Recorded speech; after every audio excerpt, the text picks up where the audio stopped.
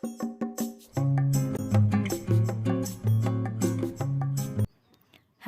guys, welcome back to my YouTube channel. আজি ব্লগটো মধুৰুমৰ পৰা আৰম্ভ। আজি আমি যাবলৈ ওলাইছো কামাখ্যা মন্দিৰ।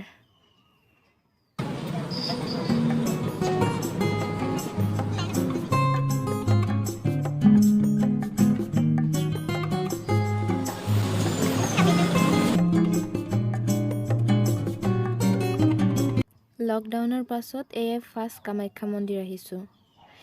ইয়াতে বহুত দোকান আছে, প্ৰসাদ পাব, গামোচা, ফল-মূল যি লাগে সকলো ধৰণৰ বস্তু ইয়াতে পোৱাই যায়। মা কামাখ্যাৰ ওচৰত অৰ্পণ কৰিবলৈ চাদৰো পাব। এবাৰ কিমান কে দাদা?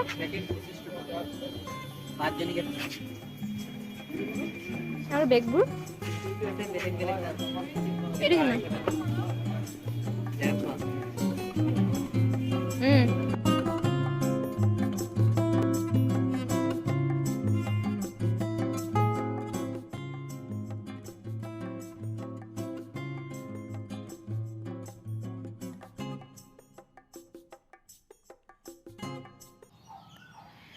এয়া আমি আহি পাইছোহি, খটখটিয়ে উঠি গৈ আছো।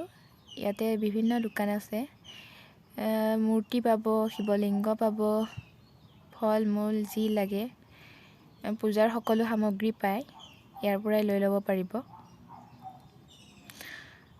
আহি গম পালোঁ নৱৰাত্ৰি চলি আছে হেনো, সেইকাৰণে মনটো ভালো লাগিল আৰু ধুনীয়াকৈ সজাইছে মন্দিৰটো। মানুহৰ বহুত ভিৰ হৈ আছে। এয়া মন্দিৰলৈ সোমাই আহিলোঁ। এয়া চাওকচোন, মানুহ লাগিয়ে আছে। কামাখ্যা মন্দিৰ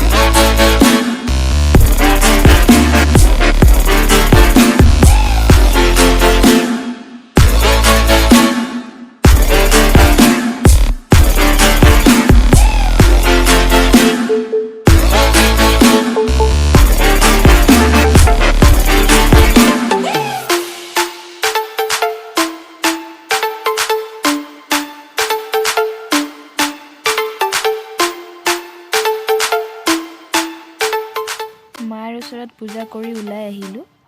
ওলাই আহি ভাবিলোঁ অলপমান কাষৰ চিৰিকেইটাতে বহোঁ।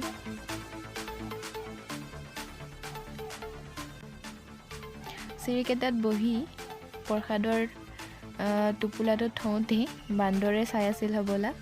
কোন পাকত আহিছে আমাৰ প্ৰসাদৰ টোপোলাটো লৈ গ'ল, গমেই নাপালোঁ। আৰু আমাৰ প্ৰসাদ বান্দৰে এনজয় কৰিলে দেই। আপোনালোকেও সাৱধান হ'ব, বান্দৰ ইয়াত যিহেতু বহুতেই আছে। খোৱা বস্তু মানে বিচাৰিয়ে ফুৰে কেনেকৈ নিব পাৰি, তো ভালকৈ ৰাখিব আপোনালোকৰ বস্তুবোৰ। এয়া চাওক, বান্দৰে টিঙৰ ওপৰত আমাৰ প্ৰসাদ খাই আছে।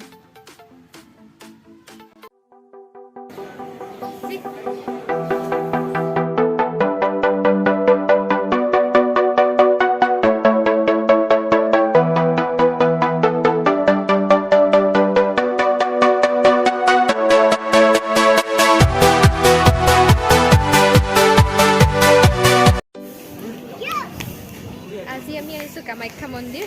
এয়া হৈছে মধুস্মিতা। তাৰপিছত ভিডিঅ'টো আৰম্ভ